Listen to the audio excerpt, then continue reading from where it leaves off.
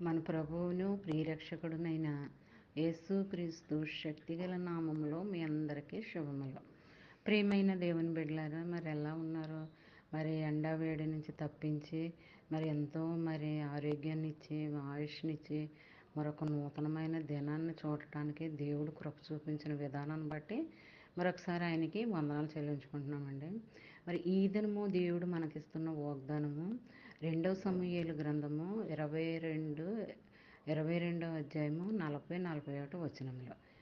యుద్ధమునకు బలము నీవు నన్ను ధరింపచేయుదువు, నా మీదకు లేచిన వారిని నీవు అణిచివేయుదువు, నా శత్రువులను వెనుకకు మళ్ళీ చేయుదువు, నన్ను ద్వేషించే వారిని నేను నిర్మూలన చేయుదును. ప్రియమైన దేవుని బిడ్డలారా, మరి దేవుడు ఈ వాగ్దానంలో నీకున్న శత్రువులందరినీ కూడా నీ మీదకి రాకుండా వాళ్ళని అణిచివేస్తానని మాటిస్తున్నాడండి. ఎదుటి శత్రువు మీదకి విజయాన్ని ఇస్తాను అని అంటున్నాడండి, బలాన్ని ఇస్తానని అంటున్నాడండి. నీ మీదకి ఎవరైతే వస్తారో వాళ్ళని అక్కడికక్కడే అణిచేస్తాడంటండి. నీ మీదకి శత్రుబలం అనేది ఏది కూడా రానివ్వకుండా చేస్తానని అంటున్నాడండి. అంతే కదండి, నీకనేది ఒక అపజయం అనేది రాకుండా నీ చుట్టూ, నీ కుటుంబం చుట్టూ, నీ బిడ్డల చుట్టూ క్షేమాన్ని ఉంచుతాడంటండి. నిన్ను అవమానించి ద్వేషించి మాట్లాడే వాళ్ళందరినీ కూడా నీకు అనుకూలంగా మారుస్తానని అంటున్నాడు. ఇలాంటి ఆదరణకరమైన మాటలు దేవుడు ఈ దినము నీకు ఇచ్చాడు అంటే అది దేవుని యొక్క ఉచితమైన కృపనే మనము అనుకోవాలి.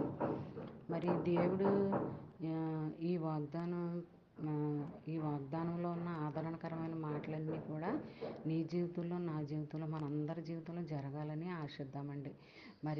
ఈ వాగ్దానం, చిన్న వాగ్దానం మైండ్లో పెట్టుకుని ధ్యానించుకుంటూ ఉంటే ఆ దినమంతా కూడా ఎటువంటి శత్రు భయం అనేది నీకు కలగదండి. అది ఆఫీస్ విషయంలోనా, వ్యాపార విషయంలోనా, కుటుంబం విషయంలోనా, అది ఏ విషయంలోనైనా సరే నీకు నీ దరిదాపులకి రానివ్వనని దేవుడు నీకు ప్రామిస్ చేస్తున్నాడు అనమాట అండి. ఈ దినమంతా కూడా ఈ వాగ్దానము నీ ఫ్రెండ్ సర్కిల్లో ఉన్న వాళ్ళకి అందరికీ కూడా పంపించండి. ఎందుకంటే చదివిన వారు దీవించబడతారు, మీరు దీవించబడతారండి.